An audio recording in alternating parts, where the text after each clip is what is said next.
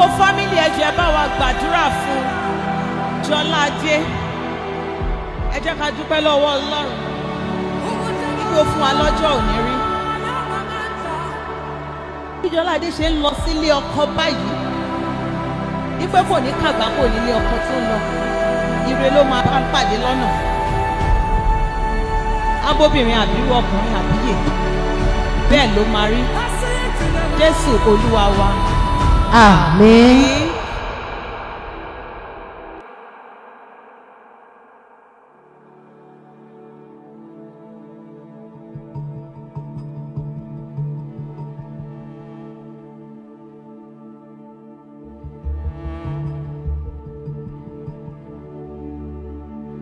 Dear Sir or Ma, marriage proposal. We express our good intentions to the entire family of the Alaos.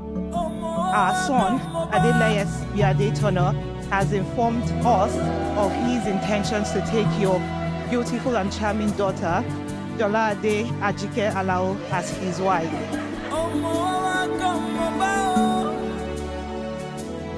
We are happy with the choice our son has made and are satisfied that the connection between them is deep and genuine.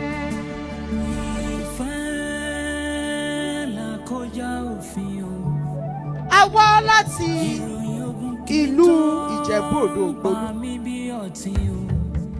A wá láti wá fẹ́ ọmọ yín. A beautiful lady Jolaade Ajike Alao, òun ni a fi wá.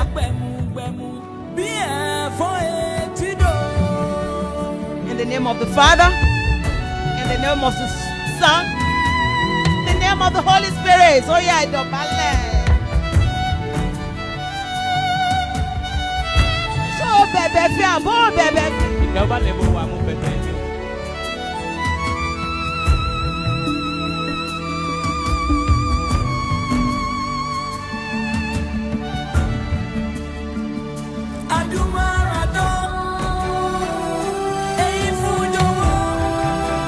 Ẹ bá mi fi veil yẹn ká ẹ fi bò lójú. Ó yẹ tún máa gbàdúrà fún wọn. Èyí tó ń ṣe lénìí kò ní jáṣe mọ́ nǹkan rere nínú ayé wọn. It shall be well with them.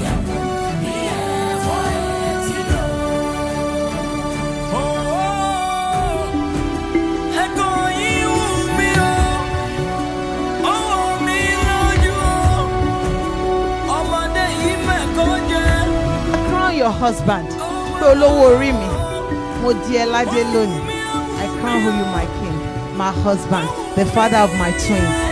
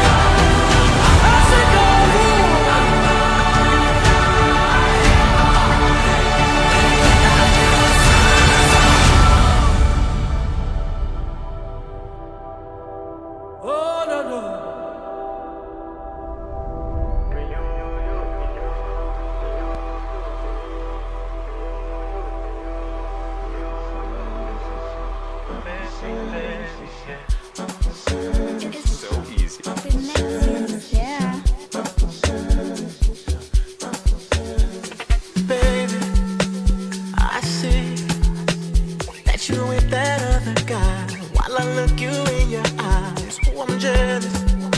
Can you believe it? Want you on to myself.